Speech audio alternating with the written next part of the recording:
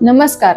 आज आपण IUI आणि IVF ह्या दोन प्रोसेस मधला बेसिक डिफरन्स काय आहे हे आपण जाणून घेऊया.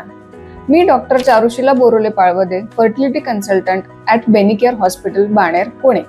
IUI म्हणजे इंट्रायुटेराइन इन्सेमिनेशन आणि IVF म्हणजे इन विट्रो फर्टिलायझेशन. IUI हा वंध्यत्वाचा एक प्रायमरी स्टेप किंवा पहिली स्टेप आपण ज्यांना प्रेग्नन्सी राहण्यासाठी प्रॉब्लेम येतो त्यांच्यासाठी IUI ही प्रथम स्टेप आहे. IVF मध्ये इन विट्रो फर्टिलायझेशन असतं.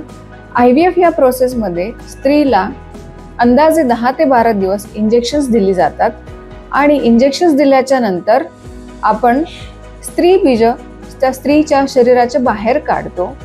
ज्या दिवशी आपण त्या स्त्री बीज महिलेच्या शरीराच्या बाहेर काढतो त्याच दिवशी पुरुषाचे शुक्राणू घेऊन त्यातून गर्भ बनवतो. तो गर्भ जो बनवला जातो तो एका लॅबमध्ये बनवला जातो, म्हणून त्याला टेस्ट ट्यूब बेबी असं म्हणतात. IUI ह्या प्रोसेसमध्ये पिरियड्सच्या दुसऱ्या किंवा तिसऱ्या दिवसापासून महिलेला औषधं किंवा इंजेक्शन्स दिली जातात आणि सोनोग्राफीने फॉलिकलची साईज मॉनिटरिंग केली जाते.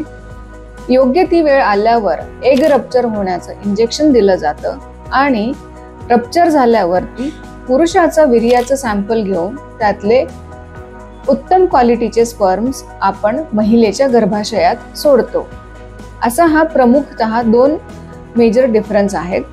IUI हे नॉन इन्व्हेसिव्ह आहे आणि IVF हे इन्व्हेसिव्ह प्रोसिजर आहे. जर आपणास कोणाला ह्या प्रोसेसबद्दल काही शंका जाणून घ्यायच्या असतील, काही माहिती हवी असेल तर आपण जवळपासच्या IVF सेंटरला भेट द्यावी.